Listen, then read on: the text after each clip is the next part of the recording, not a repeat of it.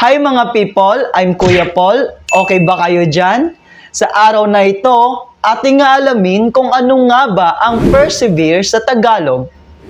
At bago tayo magpatuloy, huwag kalimutang mag-subscribe sa ating channel at kung gusto nyo pa ng maraming English to Tagalog and Tagalog to English translation, visit EnglishTutorHub.com and ProudPinoy.ph.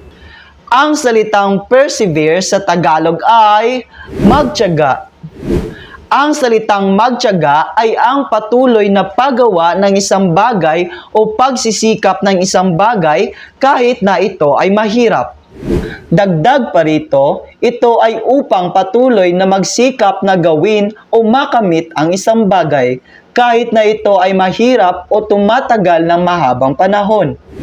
At ngayon, ako ay magbibigay ng pangungusap gamit ang salitang persevere at ito ay aking isasalin sa Tagalog.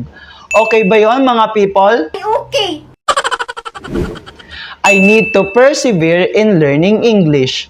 In Tagalog, kailangan kong magtiyaga para matuto ng Ingles. At ngayon, alam mo na ang salitang persevere sa Tagalog. At kung gusto nyo pa ng maraming English to Tagalog and Tagalog to English translation, mag-subscribe sa ating channel para lagi kang updated. At sa muli, ako si Kuya Paul na araw-araw magbibigay sa inyo ng mga bagong kaalaman at nagsasabing lamang ang may alam. Maraming salamat po and God bless mga people.